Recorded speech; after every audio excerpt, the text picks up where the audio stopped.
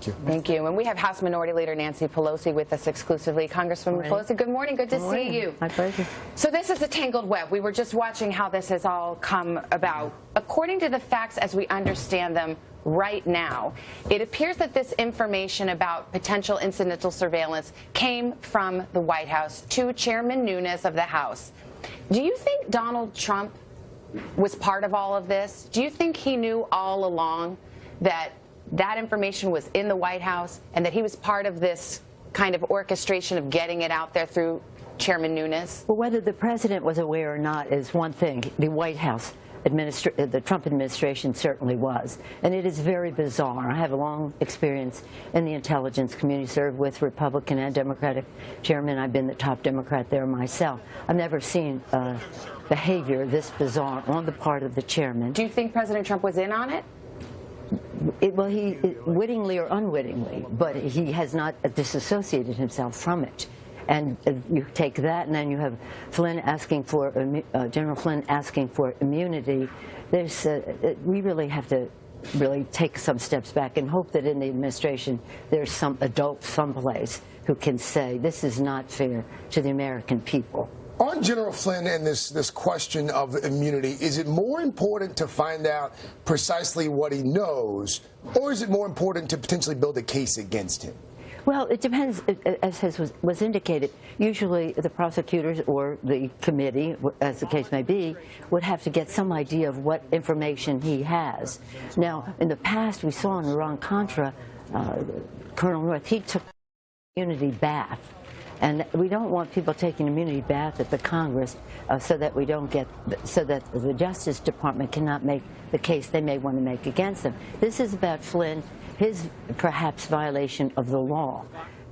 What that could lead to, I really don't want it to think that it's about Flynn to get the president. This is about Flynn and Flynn. One of the things that the president has been criticized for is making an allegation against the Obama administration but not offering any proof. Something you say a lot and have said a lot is that you think that the Russians have something on President Trump. Yes. You say, what do they have on him? Right.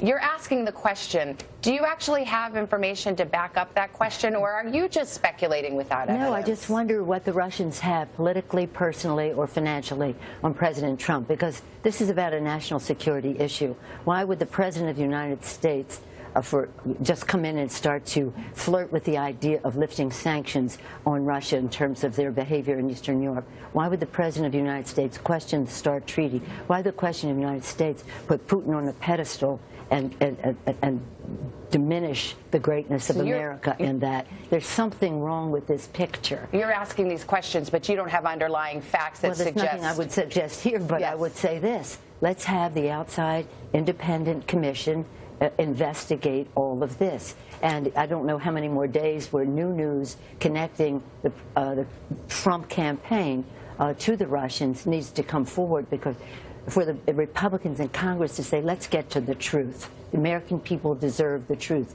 Why are the Republicans protecting the president?